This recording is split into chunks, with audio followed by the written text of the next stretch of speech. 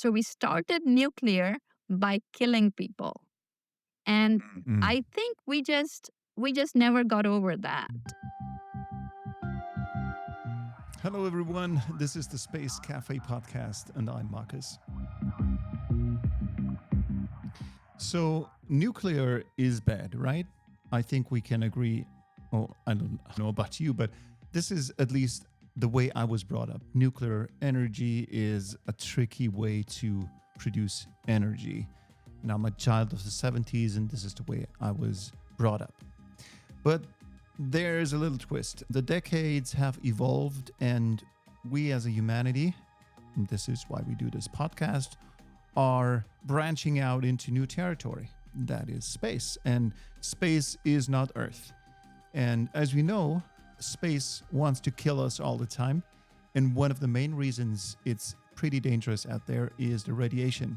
So one could argue that space and nuclear are pretty much accustomed to one another because it's a radiating place. So, in addition to some people who argue that if we want to set up shop for good in space, we can't do with solar energy. Solar energy is for visitors, they say, and if you want to stay for good, you need something else. And this something else could be nuclear energy. This is the argument or the discussion. And so I'm not taking sides. I'm just here to ask questions on your behalf, on my behalf, because, well, how are we going to do it? What is our energy source out there? And so I'm super happy to present to you one of the most prominent people in the field.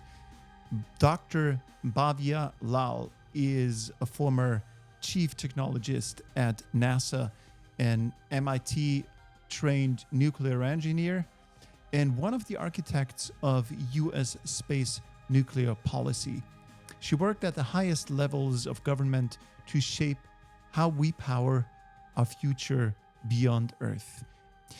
So this is going to be fascinating because, well, I'm trying to find out if this reshifts my attitude toward nuclear. And we'll find out.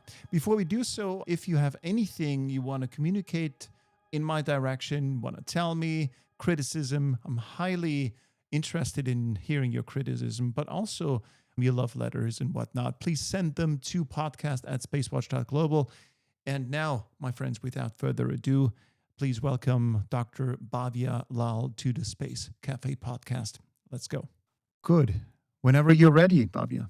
Okay, I'm just getting my glasses. I can't see. Okay. See, I thought that was the other thing. I thought this was audio.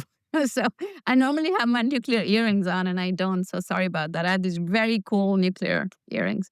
That's all good. You got nuclear. So this is a fantastic conversation starter. What are nuclear earrings? I have this amazing deep red set of earrings that is an atom, a model of an atom, the Rutherford atom model, not the quantum model. And it actually, if we count the number of electrons, it is a lithium model. I don't know why lithium. We need uranium-235 or we need plutonium-238, but I guess that's too many electrons to show on a laser cut piece of wood. They are safe to wear. They're not radiating. They are made of wood. Bhavya, we just heard a couple of days ago that NASA considers to build a nuclear reactor on the moon.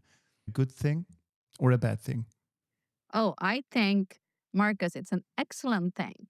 And again, moon is just the start. The real prize is a scalable power backbone for the entire solar system. But let's start with the moon, right? That's where we are starting. The first thing to remind folks is that this isn't a new thing. Back in 2020, Space Policy Directive 6 in the United States actually told NASA to build and launch a reactor to land on the moon by 2027. That is, and then of course that was a policy directive. It never came with any money. So clearly NASA spent little bits, dribs and drabs of money, but obviously not enough. They made some progress, but obviously not enough.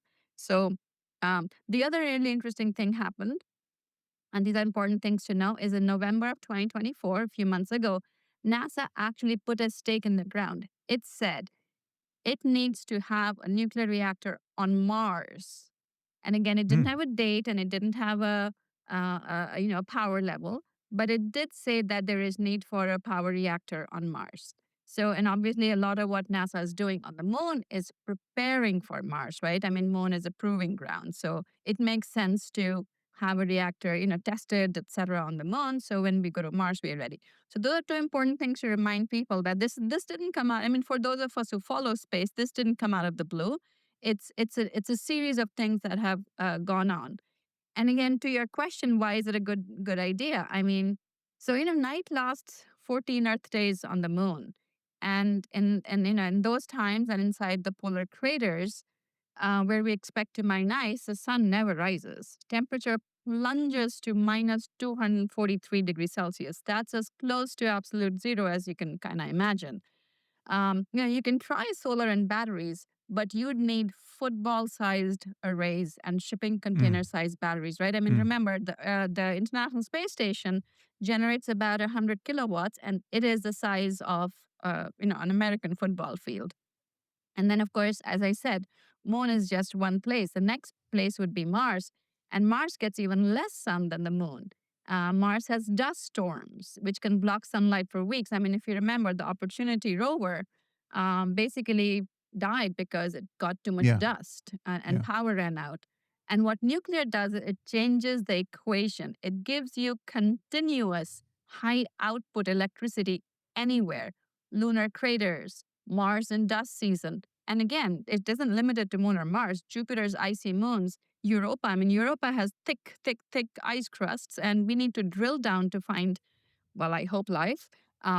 So we cannot do any of that without nuclear. I mean, one of the things. So we just recently wrote a report on this. I hope you have a chance to connect to connect your users, your listeners, an audience with it. But we talk about solar lets you visit, nuclear lets you stay and build. So it Mm. isn't just about the moon. It's about unlocking Mars. It's about unlocking the outer planets and the rest of the solar system and beyond. Can you refresh my memory? Matt Damon on Mars. Did he rely on nuclear or was it solar powered? The movie The Martian. Did he had an RTG, a radioisotope thermoelectric generator, Right. which he Hmm. put in wrapped in a blanket, and he used it to heat himself when he was in his little rover. Absolutely Te- did. Tell me, Bhavya, what is the big deal about nuclear in space? Because it seems like in public understanding, nuclear is bad, and this is why we do not do it in space. So what is the big deal about it? So I think the let me just talk about the vision here. Power is the currency of doing anything you do. So I mean, Mm. I think maybe one way to think about it is, on Earth we had candlelight, for millennia, and then one day, maybe in the 19th or 20th centuries, we got electricity and we got the electric grid. In a way, it is the same kind of big deal in space as it is on Earth to have what I call power abundance. So it used to be that we would design for constrained power. So the Voyager missions had about 470 watts of power. That's like a blow dryer for most Mm. of us. The New Horizons, the mission that went to Pluto, had about 200 watts. These are minuscule amounts of power. You can barely get anything done. In fact, to get the data back from New Horizons took 16 months because we just couldn't have those data rates. I mean, more importantly, I mean, it was a $700 million mission, and it took 9 years to get to Pluto, and it couldn't even go in orbit around Pluto, right? It was like, oh, it whizzed past Pluto. Mm. It was almost like we put a camera on a bullet and sent it off. So I think that is the problem without nuclear. We just do not have we have power scarcity, and having nuclear puts us in the world of power abundance. So now we no longer design to our power availability, we design to our needs, we design to capabilities. And I think that is the core reason we need to have nuclear.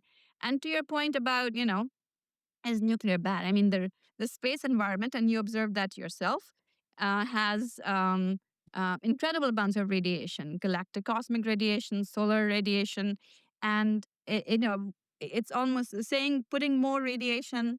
First of all, unless something goes wrong, and we can return to that, you're not really even putting more radiation. But let's assume that something does go wrong. It's almost like you're standing in a hurricane and you pour a bottle of water on yourself. Like, do you really get wetter? There's just so much Mm. radiation in space already that adding this little bit of radiation doesn't mean anything. And in any case, these systems are so carefully designed that there is no danger or minimal danger of radiation or leaks. Humans in space have been around now for a couple of decades, and still we have no nuclear powered or nuclear power plants in space. The ISS is not nuclear powered. So we do, as you mentioned, we do have a bunch of batteries, nuclear batteries, but no serious fusion reactors, or so the fission reactors, that is. So the question is, what is the problem here? Is this an ideological problem or is it a security problem?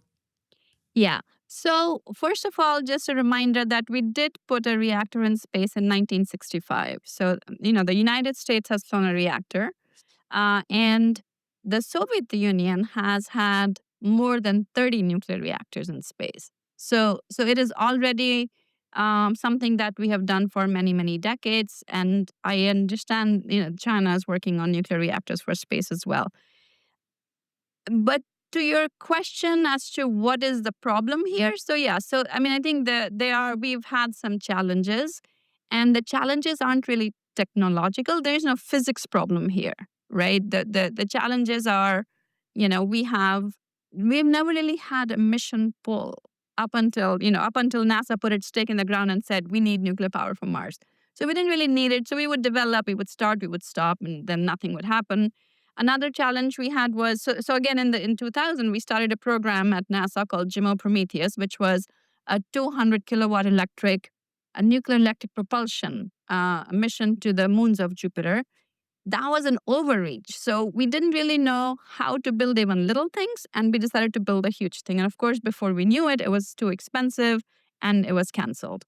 Another challenge we've had is we there's no sort of central there's no um there's no leadership. We do not have a place in the government which is a keeper of technology. So again, in the United States there is, we have a nuclear navy, and which is one of the safest navies in the world. We've never had a single reactor, single accident. And there's an Office of Naval Reactors, which is part of the Department of Energy in the United States. And they make sure that we are always, at the technological cutting edge, as safe as can be, etc. There's no such thing for space nuclear systems. And last but not least, I would say there's a disconnect between timelines of development and decision timelines. So typically, in the United States, again, a lot of what I say is kind of with the US perspective. Administrations are 4 to 8 years. So all decisions are made in these, 4-year timelines. Or in the Department of Defense, they have these, decision timelines that are about 5 years. But nuclear development timelines are 10 to 20 years. So these decision makers come, they are looking at their 4-year window or their 5-year window, and nuclear is 10 years, and they're like, okay, moving on. So they have just not taken Mm. nuclear seriously enough because it has never been ready. So those are sort of the 4 reasons why we haven't had nuclear systems. And of course, what we did in our report, which just came out a few weeks ago, we kind of tried to find a way to break out of this cycle of starts and stops and failures. Will the next space station, once ISS gets decommissioned, be nuclear powered? So I think this is a great question. And nuclear has a niche. You want to typically use nuclear when there's no sun, or when you need power density levels that cannot be provided by solar, or Mm. you are in a radiation environment such as, the rings around Jupiter, where it is just too abrasive, too harsh, too corrosive.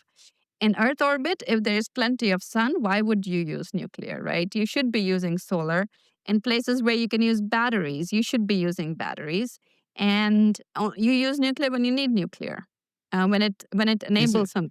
I guess it's a lot more expensive because I mean, like, why should I use solar if I could use nuclear? Is it because of the price tag attached to it, or something else?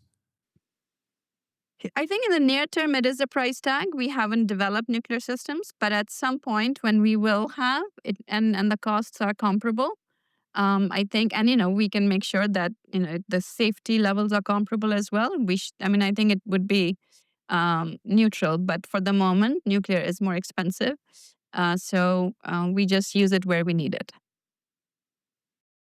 Let's just lay the ground for an understanding for me and for the listeners what kind of nuclear technologies we are even considering. So, what forms can nuclear, or in what form can nuclear play a role in space? So, I'm talking about propulsion, I'm talking about um, a source of energy, but there is a variety of energy sources. So, could you lay the ground for us for all of this? Yes. So the nuclear takes many forms. One of the forms is radioisotope thermoelectric generators or radioisotope heating units. These are essentially pellets of, it could be plutonium 238, it could also be other radioisotopes that decay.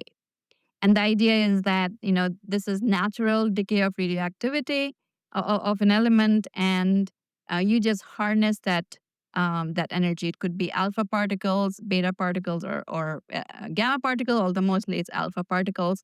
And you can convert that into electricity. So those are RTGs. We've had them for 60 or more years. We had RTGs on all the Apollo missions. We have had RTGs on Voyager, Perseverance rover, the upcoming mission from NASA. I think Dragonfly going to Titan will have an RTG. So it's something. It's tried, tested, true. We know how they work. They're expensive, but we know, but we've had them for a long time. That's one. So, well, actually, those are two, right? Heating and electricity. The second one is nuclear power. Nuclear power in space is almost identical to nuclear power on Earth. We, fission uranium 235, produce heat, and that heat can be transported through a coolant. It could be on Earth, it is typically water, but it can also be other things. In space, we typically talk about things like, sodium and potassium, also, gas, um, and you convert that into electricity. So pretty similar. So those are the power options. Then we move into propulsion, where basically you have the same reactor, and nuclear electric propulsion. And EP is basically you bolt on thrusters at the end of this nuclear power plant that we just talked about, and you can go anywhere in the solar system. NEP systems tend to have low thrust, but they have what's called very high specific impulse. So one could say very high gas mileage. So, if you're thinking in terms of, a Prius versus a Porsche, Prius can go a long distance with a small amount of propellant. So that's NEP. So Porsche is nuclear thermal propulsion, which is basically pretty similar to a chemical engine in a chemical rocket. You have a hydrogen and oxygen, for example, coming together in a combustion chamber, and it goes out the nozzle at very high speed, and it produces thrust. In a nuclear in NTP, you're basically separating out the heat source and the propellant. So then you can run a propellant over the heat source, which is a nuclear reactor, and the propellant can go at very high speeds at the back of the rocket, and there you get the thrust. And of course, because now you can choose any propellant you like, and the specific impulse is directly proportional to the molecular weight, or inversely proportional. So then you use hydrogen because that is the lowest molecular weight gas. So that's the exciting advantage of NTP.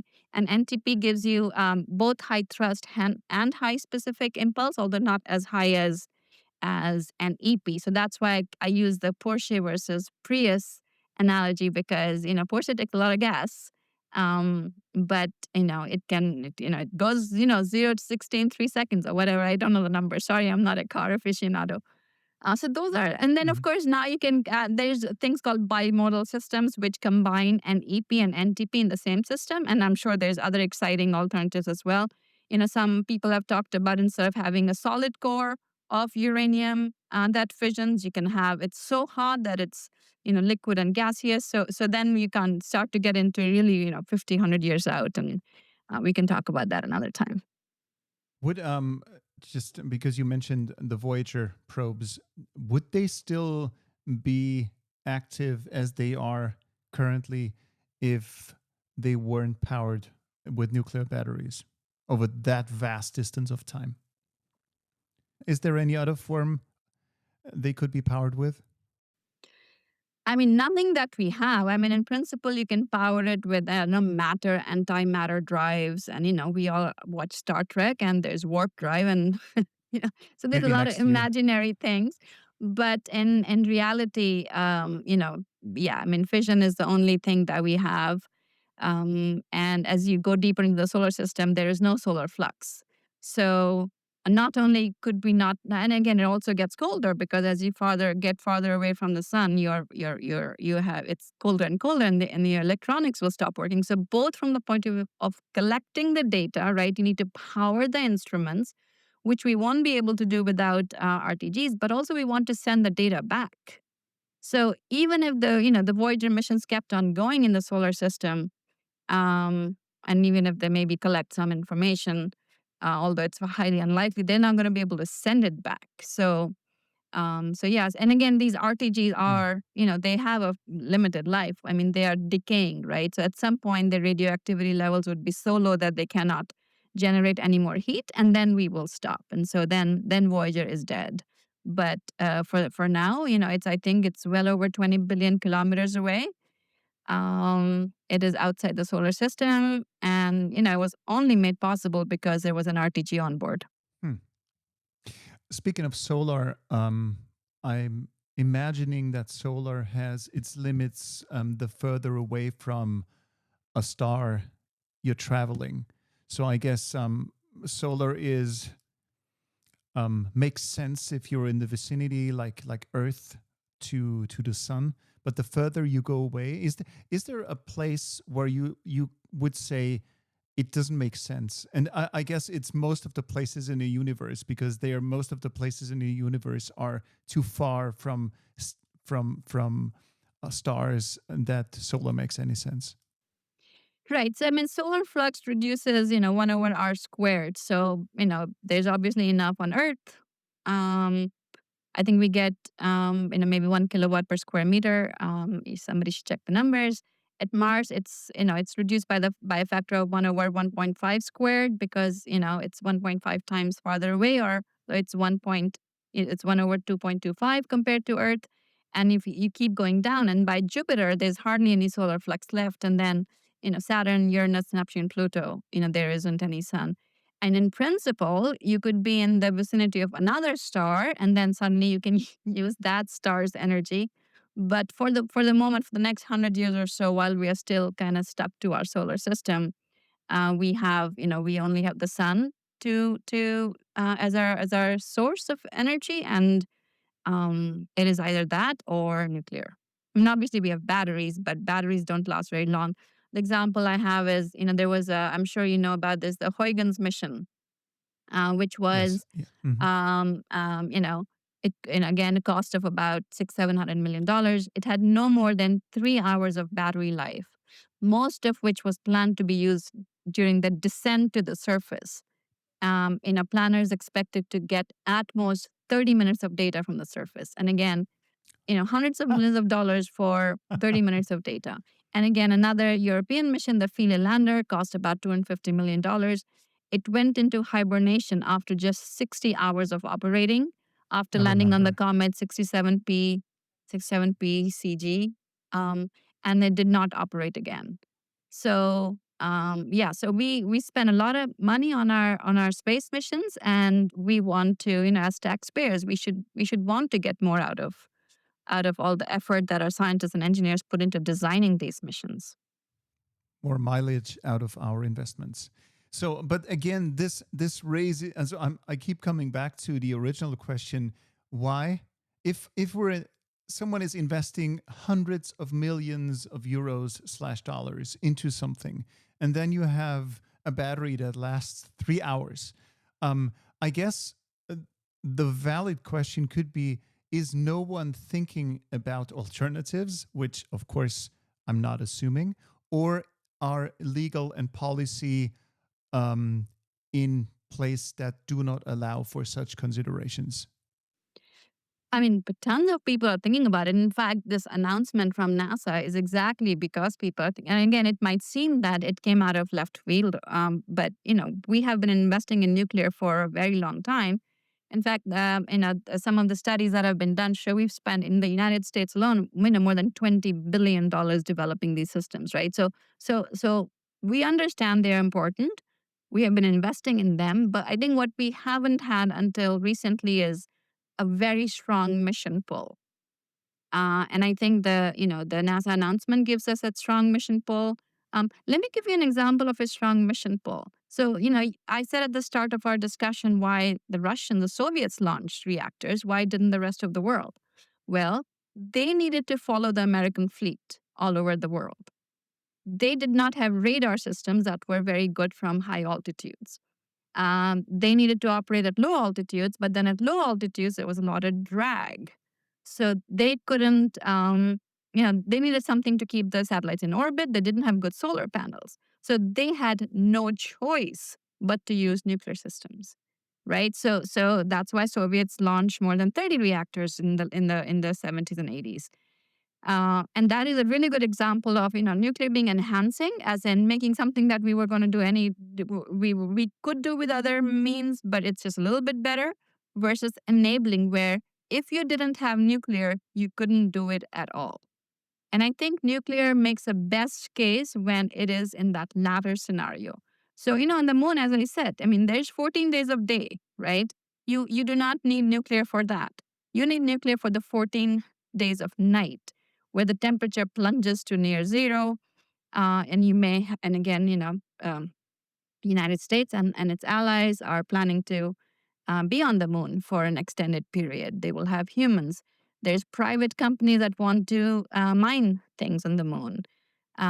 There's, All this means that if we're taking some of the visionaries we have on Earth seriously, um, the visionaries selling us a dream that in the next 5 to 10 years there will be humans on Mars.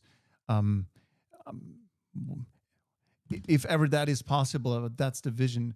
But still, if we want to do something or achieve something like this, we need also to develop those nuclear solutions right now. So that means someone, if those visions are being taken seriously, someone is developing those technologies right now on Earth. Is that right? that is correct. I mean, NASA has been working on fission surface power for the last 5 years, and they have made a lot of progress. There have been space nuclear programs in other parts of the government as well. And again, I don't know enough about what's happening in Europe. But the Department of Defense has developed is developing nuclear power systems. There was a program that was recently ended at DARPA, an agency within DoD and Department of Defense that was collaborating with NASA to develop nuclear thermal propulsion. So there have been efforts. It's just unfortunate that they have ended. And again, to repeat myself, I think one reason they have ended is because there hasn't been that mission pull for something enabling up until now. And again, there's a whole bunch of factors that have come together. So mission pull is just one. Another one is we actually now have policy clarity. In 2020, the United States came out with what's called National Security Presidential Memorandum 20, NSPM 20, that laid out the process for how you would launch a space nuclear system. Up until 2020, there was a process. It was called PDNC 25, just acronyms and numbers, but it wasn't clear enough. And with NSPM 20, now it's clear. So that actually even allowed commercial companies to start to develop nuclear systems. And many new commercial companies actually came about because now there's a pathway to launch. Other things that kind of have happened is, it used to be that we could only use highly enriched uranium to develop to launch or operate nuclear systems in space. In recent years, some researchers determined that you can actually use low enriched uranium, or what's called high assay low enriched uranium, HALEU. And that was a huge step forward, because now suddenly you weren't using weapons grade uranium to launch. And again, there's some security concerns around using weapons grade uranium. So that's another really big, important a step. Another one is private sector readiness. So on the supply side, there is a growing commercial terrestrial nuclear industry. These are companies that are investing. There's venture funding. They are looking at very exciting new designs that actually have space applications. So in the olden days, we only had water, pressurized or boiling water, PWRs or BWRs, pressurized water reactors or boiling water reactors. Some of these new reactors are using technologies that are actually relevant for space. So, for example, sodium cooled or helium cooled reactors. And the last big development is on the demand side as well. So, there are some private companies that want power on the moon, and so they're willing to invest in that.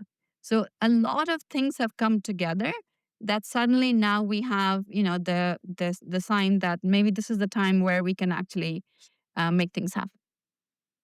I'm an Hmm. optimist. I assume that firing up a nuclear reactor on Earth versus activating one in space is not equally difficult slash easy. So it's not the same, I guess. So where are the main differences between activating a reactor in space and on Earth? So, one major difference already is that right now, at least, we are looking at space reactors that are in the tens to hundreds of kilowatts. And just to give you a sense, 100 kilowatt is basically a commercial um, m- air conditioning system. So it is not a very large reactor. And actually, I did an analogy in my head. Um, if we do a 100 kilowatt reactor on the moon, which is what NASA has announced, it is basically about 15-ish metric tons. So it's size of a large African elephant, and it's going to need a very large radiator, and we can talk about why. And the radiator is the size of a basketball court. So those things look Mm. really big, but in compared to the 1,000 megawatt reactors, which are huge pieces of land on Earth, they are quite small compared to um, Earth reactors. The other really big difference likely is going to be space reactors will be very highly autonomous. We are not going to be having humans power them up and down. And again, though that is one of the challenges we need to address. We need to make sure we know how to manage a reactor completely autonomously. I, I assume that the highly enriched uranium needs to be fabricated, needs to be produced on Earth. So, or is there a way to in situ produce highly enriched uranium wherever you are on Mars or on the moon? Right. So one thing, as I was saying, that we are actually moving away from using HU, highly enriched uranium. We are going to be Yes. using low enriched uranium, which we Yes. already produce a lot of on Earth for Earth uses, and some of the newer companies, like I mentioned, will be using this new kind of low enriched uranium called HALEU, high assay low enriched uranium. And yes, that we are not, at least not in the near term, we are not planning to be mining uranium on other celestial bodies. It will be, these reactors would be fueled on Earth, and they would be sort of one-time fuel. There's no refueling, at least not in the way we are currently planning our space nuclear reactors. Do we already know that there's uranium sources off Earth? Do we already know about them? Offer geology is in my area, so I don't know, but I wouldn't be surprised if we find all sorts of elements. The solar system is big, and we have a very large, asteroid belt in between Mars and Jupiter. So I wouldn't be surprised, but this is, I don't know. In any case, it is probably going to be very difficult to mine. And remember, mining is just one piece. After you mine, you have Mm. to, refine. You have to enrich. I mean, there's a lot of steps before you yellow cake, which is what it's called on Earth. To go from yellow cake to a fully manufactured fuel rod is a lot of work. I don't think that unless I don't know if you watch this TV show Expanse, where all these miners Yes, live. absolutely. Yeah, So I don't think we loved are it. there yet. What is the legal framework right now on Earth regarding nuclear in space? Is there any restrictions? Do we have a global understanding of what we can do, what we cannot do? So, as I said, we have been launching nuclear systems, for the last 60 or so years. So, I don't think that there is, anything crazy new that we need to be doing. There is, the Outer Space Treaty, which is, the one of the biggest treaty that guides our activities in space, has no restrictions on the use of nuclear. The only thing it restricts is, weapons of mass destruction. So, let's not be making bombs in space. And, obviously nobody wants to do that.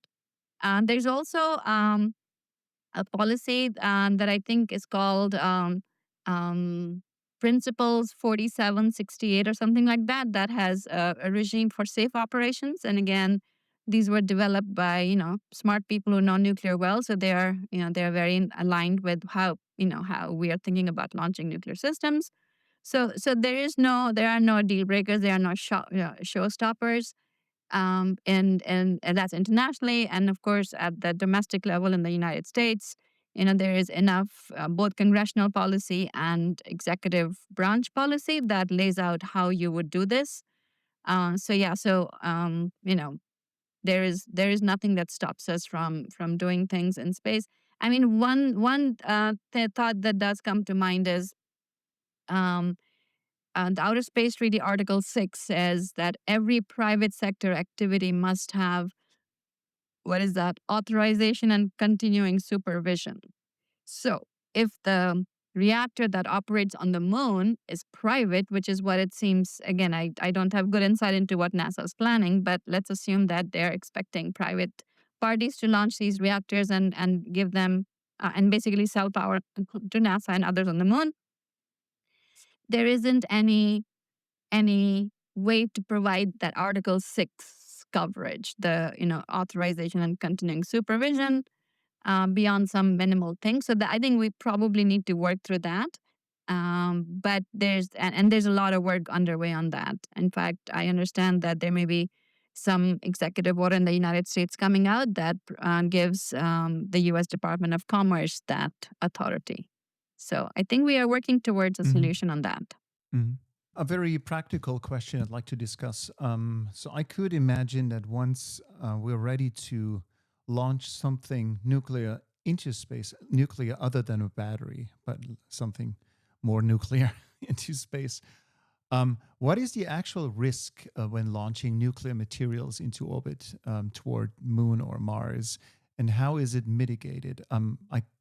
Of course, I'm also talking about containment systems. Are there any interesting solutions already, or is this still a problem and needs to be developed? Yeah, so a lot of the risk depends on the actual design of the system. But one thing that is important to note is that any reactor that is launched, or at least any reactor that's launched from the United States, will be launched cold. And by that, what I mean by that is they will not have any fission. They would not have been used up before, so there's no fission products. And fission products is essentially what is radioactive in a nuclear reactor. Until you start a nuclear reactor, it's just like any other element. So uranium 235 is not chemically or radiologically that much more toxic. In fact, the James Webb Space Telescope, which was launched in 2021, I think, um, had a lot of beryllium, and beryllium is actually poisonous. Almost every launch that we have of rockets in space have some amount of hydrazine, which is a chemical. It's a Mm. propellant, Mhm. and it's highly toxic. So we have already policies in place about launch of toxic materials, but uranium 235 isn't toxic in the same way. So that's one thing. The reactors would be launched cold and they will not be turned on until they reach a place which is deemed safe. So it might be thousands of kilometers over Earth, or it might be some part of the moon, which is decided that this is where we will put the reactor, and this is how we will make sure that it has a good safety zone around it. The one thing that some people have talked about is what happens if there's an accident and the reactor falls in ocean water, and it falls in this very specific configuration and angle and compression that it goes what's called critical in the nuclear lingo. Those are the things. That would be one scenario we would avoid to design. So, and then again, there's a lot of designs people talk about. For example, you could break it up into two so that two halves never come in contact. So that's a design problem. And again, and there's in the regulations in the United States and Europe are sufficiently stringent that a lot of these issues will be addressed um, before reactors launch. There's a process called NEPA. There's an environmental review, and then there's another process called, and again, I'm not going to be able to remember what it stands for, INSERP, and it's a review board that looks at safety. There's a thing called SAR, Safety Analysis Review, which is prepared by the team designing the reactor that says, hey, this is what they did to make the reactor safe. And then an outside body does what is called a SER, which is a safety eva- evaluation review, but they basically evaluate the SAR. So there's many layers of review before a reactor has sign off. And based on nuclear safety, National Security Presidential Memorandum 20, NSPM 20, a fission reactor will likely need sign off from the President of the United States. So a lot of review is going to happen before a reactor is launched. Is the bad reputation that nuclear has on Earth, is this an exaggerated reaction to perhaps a historically grown understanding of nuclear technology? Of course, I'm talking about the Cold War period and whatnot. So, what is it with the perception problem that we have with nuclear? That's a great question, Marcus. And again, I'm not a historian, but if I had to guess, the start of the nuclear age was with an atomic bomb. So we started nuclear by killing people. And Mm. I think we just never got over that. I think if we had started nuclear as for peaceful applications, we probably wouldn't worry as much, because even if you look at the actual accidents, Fukushima in Japan, people who died were the people being evacuated from the city, not from radiation. 3 Mile Island, considered the worst accident in the United States, not a single person died. So so it is truly perceptions about what might happen, but in reality this is not how it has been. And part of, I think, for those of us who think about this, part of our job is to actually not underestimate the safety issues and how citizens think about nuclear, and try to educate. So for example, standing outside a nuclear reactor on Earth is for a whole year. Like if you just don't go anywhere, get a chair, sit outside a nuclear reactor for a year, that's as much radiation as you would get in a chest X-ray, right? So I think we just need to talk more about it. We need to explain, and hopefully, we can help our fellow citizens understand the pros and cons. F- I'm being very open with you. I'm a child of the 70s. I was raised also anti-nuclear. This is how I grew up, and so I'm just wondering, because this is a question that's rarely discussed, or I'm missing that debate. In how far does nuclear technology also undergo an evolution in as a as a technology? Does it? I mean, like the nuclear reactors we have on Earth, they are from a certain period when they were developed, and so they are decades old.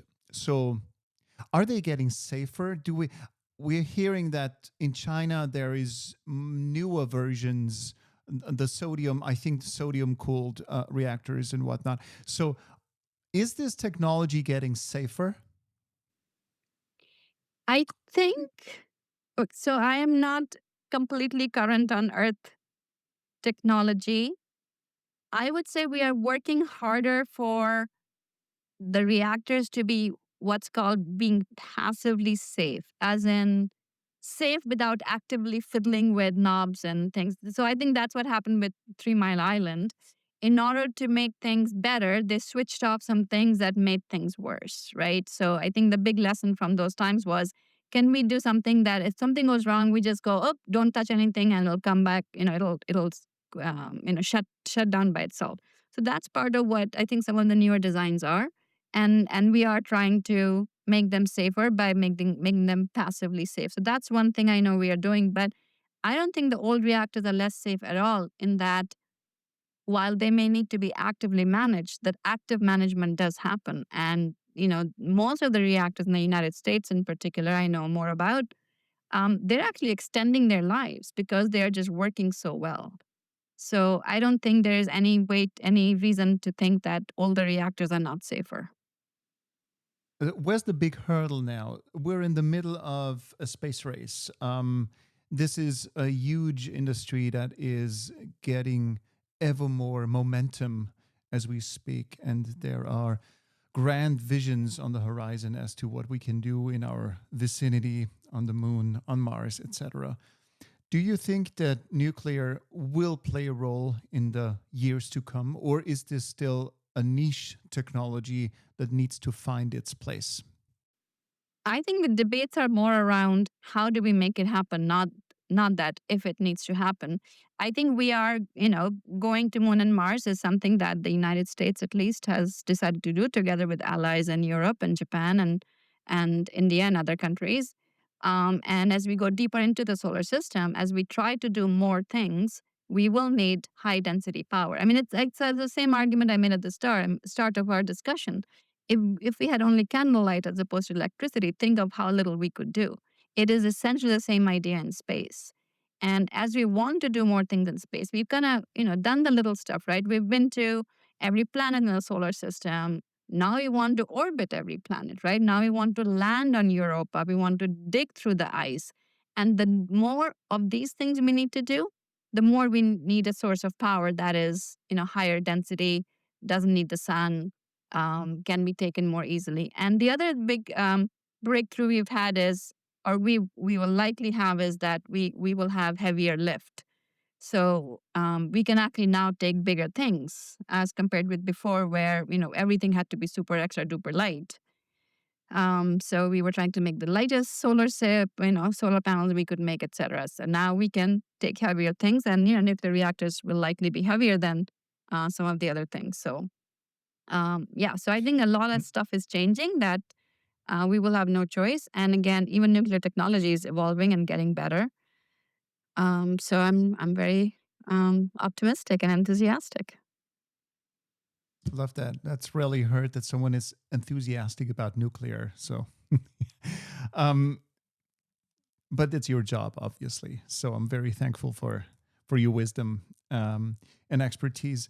You just mentioned Europa and digging through the ice shield of Europa. I think this topic is so fascinating. We just should talk a little bit about it, what that means. So, Europa has a huge ice shield and potentially an even huger ocean underneath it. And we're interested in tapping into that unknown body of water. And this would be handled through a nuclear powered drill. Could you explain what that means? Well, first of all, I don't think I don't think there's a mission where this is being done. I'm not a space scientist, and I hope you will invite, a space scientist and talk more about this. The idea is that we need to dig through the miles of ice, and again, there's no sun. So, once you dig, it freezes on top. So you need to somehow keep it liquid. So nuclear is obviously an obvious option, but maybe there's others too. And again, even with a nuclear, you could have a radioisotope, which is just, basically a hot rock, and the hot rock just sinks, versus a fission where you're, actively breaking up atoms. And again, I don't think those decisions have been made. I'm just positing that, as you do hard things, you will need more power, and nuclear is a way to do more Mm. power. But I Mm. am not aware of how scientists plan to go dig through Europe. But there's actually a really awesome movie called the Europa Report, which everybody needs to watch, in which The Europa report. yes, it is. It is just a fantastic, fantastic movie, and it's basically the story of we discovered life on. We believe we've discovered life on Europa, and they send a human mission to Europa, and how they find life, and it was just amazing, amazing movie. Do you think there's life out there somewhere? Absolutely, I know it. Well, absolutely. This is kind of very spontaneous. So you have to tell me more about that. Why absolutely? Is this a gut feeling, or is it a feeling from a scientist doing the statistics? Fair point. It's more of a wish than than really knowing for sure. I think, was it Carl Sagan who said something like, if there isn't anybody out there, that would be a damn, shame, waste of space or something. Um, and we have there's billions of stars. Each of the stars has planets around it. And again, the Drake equation. And if you Yes. kind of do the math, it just is reasonable that there is life. But then on the other hand, there's also the Fermi paradox. Like, if there is life, where are they? And Yes. there are all Yeah. these, people have all these ideas. So a few months ago, I was visiting the SETI Institute in San Francisco, and I had a chance to talk to a lot of the scientists there who had all sorts of really interesting theories on why we haven't found intelligent life. I'm actually very, very certain that there is, microscopic life, even in the solar system. What I'm more concerned about is if there's intelligent life. And there's this theory of the great filter that, does life at some Mhm. point extinguish itself? And, at what stage of the great filter humanity is at, right? Will we extinguish ourselves before we become spacefaring?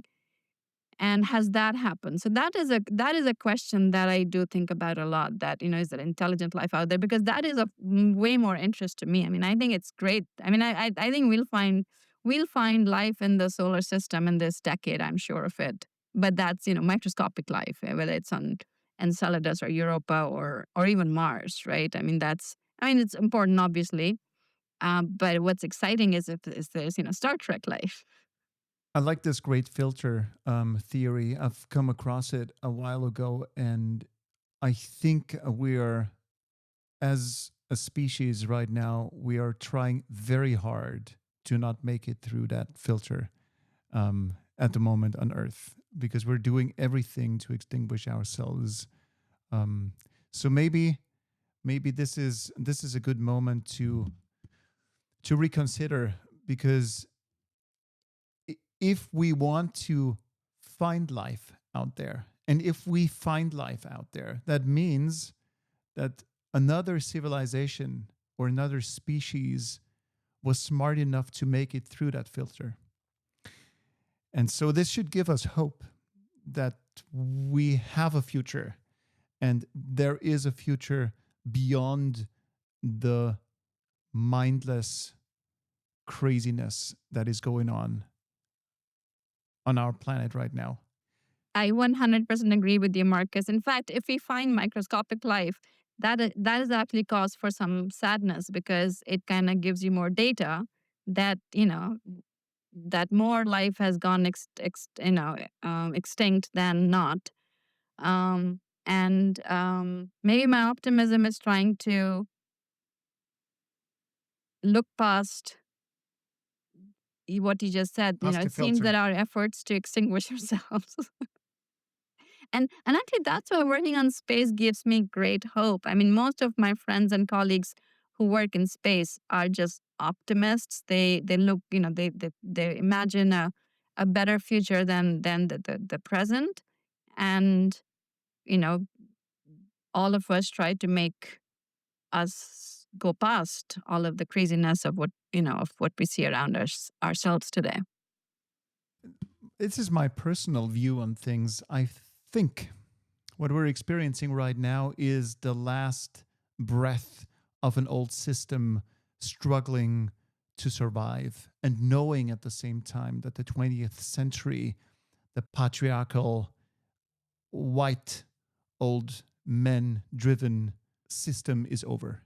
And I think this is what we're experiencing right now. We have still white old men trying to keep that 20th century mindset alive. But we all know it's over. We're in the 21st century.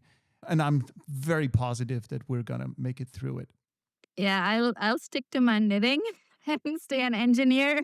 But yes, I mean, obviously, I always think the future is brighter than the past, and we need to do everything we can to make sure that that is the case. I think the best way to predict the future is to make it, which is kind of what Fantastic. I'm trying to focus on. Yeah. Bhavya, I have a nerd question for you because if we're talking about civilizations out there, we would need to take a look for ourselves. And so we would need to travel very far. And there's science fiction movies and books and based, of course, on scientific theory. And there's one theory that you use nuclear bombs as propulsion method. So you throw in a certain period, throw nuclear bombs behind your spacecraft and you detonate them and use this as a propulsion system. Is this something beyond science fiction? Does this make sense? So you bring such a great historical point here. And just for those of you who don't know this, there was a program called Project Orion in the United States in the 1950s. Started in, I think, at end of the 50s, ended in mid 60s. And the fundamental idea there was to use a series of controlled nuclear explosions, basically detonating nuclear bombs behind the spacecraft to generate thrust via a pusher plate, effectively turning nuclear blasts into the engine of interplanetary travel. And they had really ambitious mission dates. This is, they said Mars by 1965, Saturn by 1970. So like they were, and they were talking about with people, right? It was an extraordinary concept. I mean, imagine a Saturn V, the Apollo rocket carrying hundreds of nuclear bombs as pulse units to propel it. But the program was canceled because there was a test ban treaty that was signed by the United States and the Soviet Union in 1963. And then obviously there were concerns about environmental safety and nuclear proliferation as well. Um, I mean, I completely do not understand where that comes from. yeah, I mean, I think for people like Freeman Dyson, who was a famous physicist of the time, I think they thought it was too far on. You both do high ISP, high efficiency space travel, and get rid of the nuclear bombs. So this was a time when there was a lot of creativity, and people thought they could do anything. And obviously, over time, we learned that there's some things we just cannot, shouldn't do. And I don't think, we are going to be detonating nuclear bombs to get into space. Anytime soon. No. Bhavya, if the call came, would you be ready to go into space? How far would you travel? I would absolutely say yes, but I would want to beg my husband and daughter to go with me. I don't think I'll be happy without them. I can't imagine the thought of leaving them behind. So hopefully they'll come with me, and then I will go. How about you? Would You you would go? go. I think I would go. I would maybe need to have a discussion with my family. I don't know about my teenage daughters. I don't know if they would come or maybe prefer staying with their friends. But anyways, yes, I think I would go. But my question to you has a reason because we have a fun tradition here on the Space Café podcast. Um, I'm asking my guests this question because usually traveling in space is in the beginning an exciting thing, but I could imagine it wears off pretty quickly and gets boring at some point because those travel times and distances are long and vast. So, my question to you is to keep your spirits entertained and to keep yourself from going insane. What kind of one piece of music? What's the one piece of music you would want to bring on your playlist on that interstellar or interplanetary journey? Oh, goodness. I would probably take music from the 1970s. I would take ABBA with me. Dancing Queen. How about that? Fantastic. We haven't had this before. Fantastic. I love that tune. So, by the way, I'm going to put it up on a real playlist on Spotify. It's the playlist for the aspiring space traveler. And Dancing Queen will be added to it once this episode goes online. So, thank you so much for that contribution. And my last question to you, Bhavya, I challenge you to share with the audience a strong shot of inspiration, sort of an espresso for the mind. And you pick whatever kind of topic you want to pick. What's your shot of inspiration you'd like to share? Think of abundance. We have spent our entire lives, and the entirety of human existence has been about scarcity. And we are heading into a time where, whether it's power or it's other resources, as the solar system opens up, we have access to resources and we have more abundance. We bring the solar system into our socioeconomic realm and we grow as humanity. That's my shot of inspiration. We are entering an era of abundance. And we are most likely, we will live to experience and see all this firsthand. Isn't this an amazing moment in time in human history? Absolutely. We are at a very special time in human history, and I cannot be more excited about what's coming next in our lifetimes. If we make it through that filter.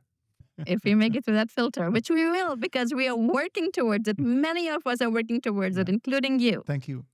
Thank you, Dr. Bhavya Lal, for taking the time. This was a lot of fun. Thank you so much. I super enjoyed it. Thank you again, Marcus, for your time too. And that's a wrap, my friends. I don't know about you. It did kind of shift my attitude toward nuclear. Not on Earth. I'm still against nuclear on Earth, but I think it's a no-brainer for space. Why am I against it on Earth? Maybe because my lack of knowledge is hindering any other thoughts. Lack of knowledge regarding new forms of nuclear reactor technology. Because honestly, the ones who are criticizing, the ones where all that, in my head, anti-nuclear attitude and sentiment comes from is old generations of nuclear reactors. I do not know about the new versions. If there are new versions, I hear that China does some interesting stuff and whatnot. So I don't know if those things are any safer. And just to be on the safe side, let's go for nuclear if need be and if it must be in space first. Maybe that's a safer way to put it. I would love to hear your position on all this. Drop me a note at podcast@SpaceWatch.Global, or let's fire up a conversation on LinkedIn at my profile. If this is of any use to you, this episode, consider sending it or sharing it with a friend or someone who may take a benefit from this discussion.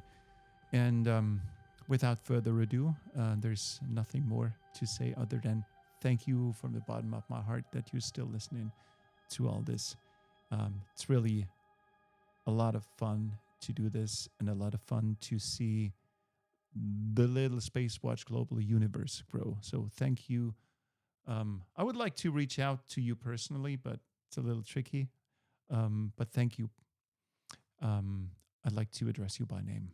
So put in your name now. Thank you, my friend. Bye-bye. Until in 2 weeks from now.